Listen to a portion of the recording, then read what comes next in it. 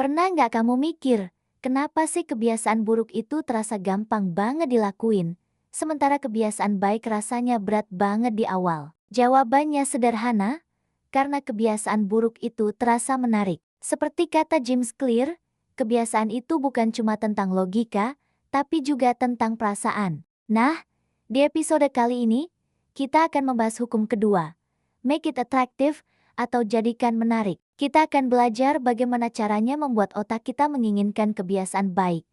Dan bukan cuma sekadar tahu kalau kebiasaan itu penting. Semua kebiasaan, baik itu yang baik ataupun yang buruk, dimulai dari satu hal yang sama, harapan akan kesenangan. Otak kita itu punya zat kimia namanya dopamin. Ini adalah hormon yang bikin kita merasa senang dan termotivasi. Tapi yang menarik, dopamin itu nggak cuma keluar pas kita udah dapet hadiahnya, tapi justru saat kita sedang menantikan hadiah itu. Itulah kenapa, nungguin balasan chat, scrolling media sosial, atau ngeliat notifikasi itu rasanya nagih banget. Otak kita lagi dibanjiri sama ekspektasi akan kesenangan. Jadi, kalau kamu pengen membangun kebiasaan baik, kamu harus bisa membuatnya terasa menarik bagi otakmu. Salah satu cara paling efektif untuk membuat kebiasaan jadi menarik adalah dengan teknik yang namanya temptation bundling atau paket godaan. Caranya gampang banget.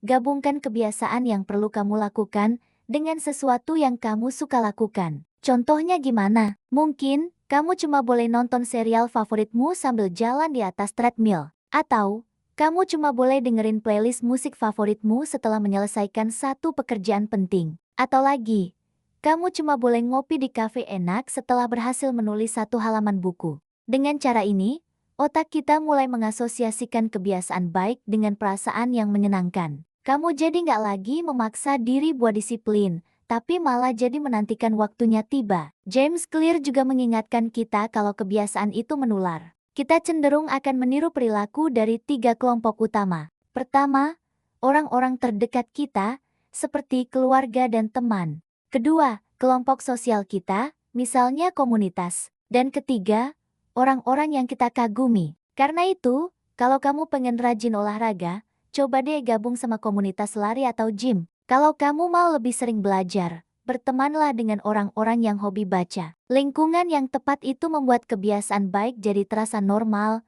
bukan lagi jadi beban. Ada satu contoh nyata yang menarik banget. James Clear menceritakan sebuah eksperimen di sebuah kantor. Mereka membuat program teman olahraga. Jadi, setiap karyawan yang datang ke gym bareng rekannya akan dapat poin tambahan. Hasilnya, tingkat kehadiran ke gym meningkat sampai 2 kali lipat. Ternyata, motivasi terbesar itu bukan cuma datang dari diri sendiri, tapi juga dari rasa kebersamaan dan kesenangan sosial. Ini membuktikan kalau kebiasaan yang dijalani bareng-bareng itu jauh lebih awet daripada kebiasaan yang kita lakukan sendirian. Banyak orang gagal karena mereka membuat kebiasaan baik terasa seperti sebuah hukuman. Mereka sering bilang, aku harus olahraga, atau aku harus belajar. Padahal, kalau kamu mengubah satu kata saja dari harus menjadi boleh, segalanya akan terasa beda. Coba deh bilang, aku boleh olahraga untuk menjaga tubuhku. Atau aku boleh belajar agar masa depanku lebih cerah. James Clear mengingatkan, semakin menarik prosesnya, semakin lama kamu bisa bertahan di jalur yang benar. Jadi, kasih dirimu hadiah kecil setelah melakukan kebiasaan baik. Dengarkan musik, minum teh favoritmu, atau tandai keberhasilanmu di jurnal. Jadikan kebiasaan itu terasa seperti permainan, bukan kewajiban. Kadang, yang bikin kita suka menunda-nunda itu bukan karena tugasnya sulit, tapi karena kita cuma fokus melihat sisi capeknya aja. Coba deh ubah fokus visualisasimu. Bukan lagi, aduh, aku malas olahraga, tapi aku suka banget rasa segar setelahnya. Bukan aku harus nulis, tapi aku senang deh lihat pikiranku jadi nyata di tulisan. Bukan aku harus belajar, tapi aku sedang memperkuat masa depanku. Semakin kamu bisa melihat kebiasaan dari sisi menariknya, semakin mudah otakmu untuk menginginkannya. Jadi,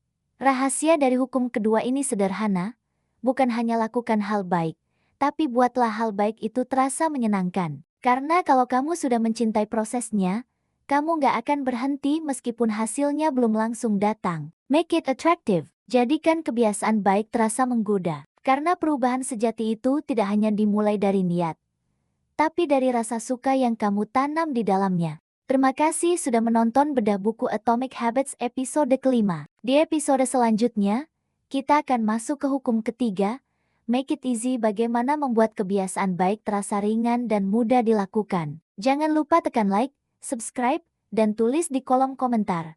Apa hal baik yang ingin kamu buat terasa menyenangkan mulai hari ini? Sampai jumpa!